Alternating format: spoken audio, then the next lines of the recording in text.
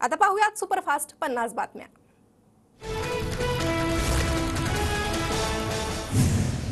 लोकसभा निवडणुकीसाठी शिंदे गटाकडून micro planning. Shinde गटाची कोर कमिटी निवडणुकीचं प्लॅनिंग करणार। आज शिंदे गटाच्या सर्व मंत्री आणि प्रमुख आमदारांच्या बैठक। शरद पवार गटाची तिसरी यादी उद्या जाहीर होणार। सातारा, रावेर आणि माढ्याचे उमेदवार उद्या जाहीर होणार। खासदार संजय राऊतांच्या सांगली दौऱ्याचा आजचा दुसरा दिवस। संजय राऊतांची सकाळी 11 वाजता पदाधिकाऱ्यांसोबत बैठक। संजय राऊत आर पाटलांच्या समाधीस्थळाचंही दर्शन घेणार। शरद पवार गटच साताऱ्याची जागा लढवणार। साताऱ्याची जागा काँग्रेसला मिळणार नाही। TV9 मराठीला सूत्रांची माहिती। पृथ्वीराज चव्हाण तुतारी चिन्हावर लढल्यास पवार गट विचार करणार असल्याची माहिती। धैर्यशील मोहिते आणि रामराजे निंबाळकर शरद पवार गटात येणार असल्याची सूत्रांची माहिती।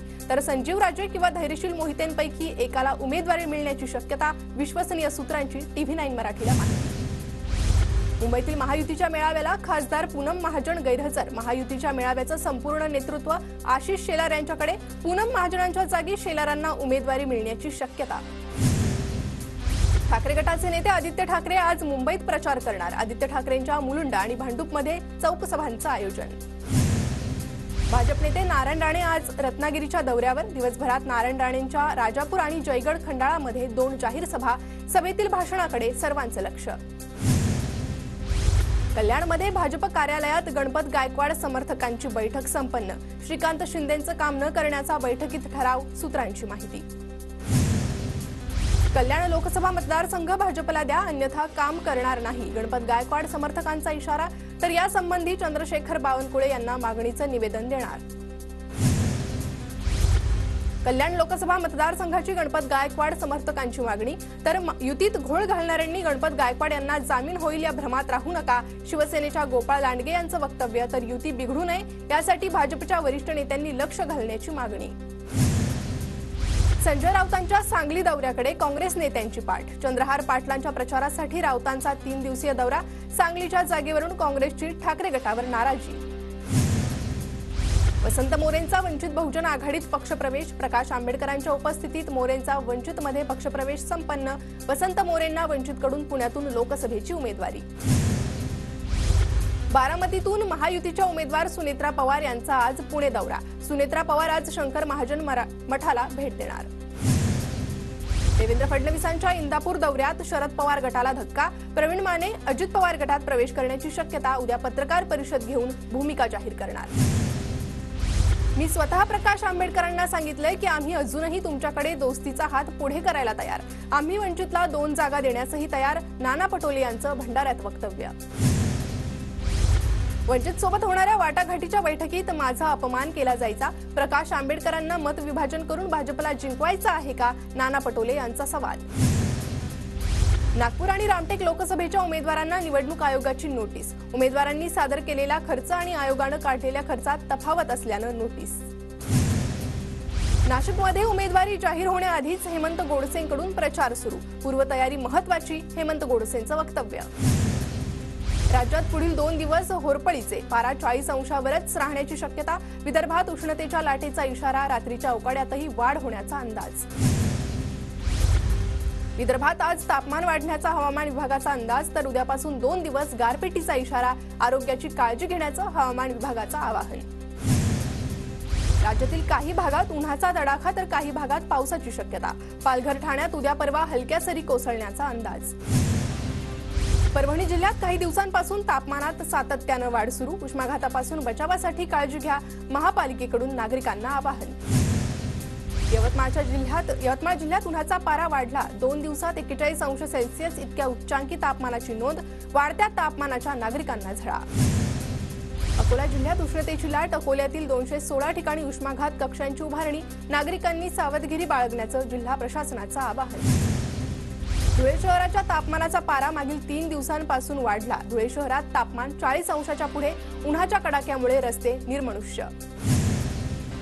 ज्योती मेटे आणि जरांगेंची बीडमध्ये एका इफ्तार पार्टीत भेट। शर्यतीत उतरायचं तर जिंकण्यासाठी उतरलं पाहिजे, ज्योती मेटेंची प्रतिक्रिया।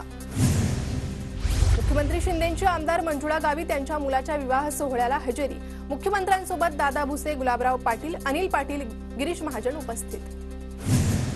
साताऱ्याच्या यशवंतराव चव्हाण महाविद्यालयात उदयनराजेंचा विद्यार्थ्यांशी संवाद। उदयनराजेंनी विद्यार्थ्यांच्या आग्रहाखातर उडवली कॉलर। उद्या मध्य रेल्वेवर मेगा ब्लॉक अभियांत्रिकी आणि देखभालीची कामं केली जाणार। माटुंगा मुलुंड अप आणि डाऊन धीम्या मार्गावर लोकल नियोजित वेळेपेक्षा 15 मिनिटं उशिराने धावणार। चिकोडीतील रात्रकालीन ब्लॉकमुळे रेल्वेच्या वेळापत्रकात बदल। 6 ते 11 एप्रिल दरम्यान अनेक लोकल रद्द। प्रवाशांचे प्रचंड हाल होण्याची शक्यता। मध्य रेल्वेच्या पुणे विभागातून आर्थिक वर्षात 5,57,00,000 प्रवाशांचा प्रवास। आधीच्या वर्षाच्या तुलनेत प्रवासी संख्येत 18% वाढ। तिकीट तपासणी मोहिमेअंतर्गत 27 कोटी रुपयांहून अधिक दंड वसूल। उल्हासनगरात विनापरवाना सुरू असलेल्या क्लिनिकवर महापालिकेचा छापा। बोगस डॉक्टरवर उल्हासनगर महापालिकेची कारवाई। जळगावातून विमानसेवा सुरू करण्यासाठी विमान कंपनीकडून तारीख पे तारीख। फ्लाय 91 कंपनी 8 ऐवजी 18 एप्रिलला विमानसेवा सुरू करणार। साताऱ्याच्या कराडमधील शेतकऱ्यांचे वाकुर्डे योजनेचे बिल कृष्णा कारखान्याने भरले। बिलाच्या रकमेचा चेक कारखाना संचालक डॉक्टर अतुल भोसलेंकडून शेतकऱ्यांकडे सुपूर्द। पालघर जिल्ह्याच्या मोखाडा तालुक्यातील 55 गावपाड्यांवर भीषण पाणी टंचाई। टंचाईग्रस्त भागात प्रशासनाकडून 19 टँकरनं पाणी पुरवठा। कांदा उत्पादक शेतकऱ्यांना काहीसा दिलासा। संयुक्त अरब अमिरातीला आणखी 10,000 टन कांदा निर्यात करण्याचा निर्णय। शेतकऱ्यांना फायदा होणार। नवी मुंबईतील एपीएमसी बाजारात लसणाची आवक कमी झाल्यानं दरात वाढ। 1.5 पटीनं लसूण महाग, तर पुढील काही दिवस लसणाचे भाव वाढतच राहणार असल्याची माहिती। नंदुरबारमध्ये गव्हाच्या 973 या वणाला तब्बल 6,503 रुपये क्विंटल दर। चांगले दर मिळत असल्यानं शेतकरी समाधानी। नंदुरबार जिल्ह्यातील 550 ग्रामपंचायतींमध्ये रोजगार हमी योजनेची कामं बंद। लोकसभेच्या आचारसंहितेमुळे मजुरांना कामं नाहीत।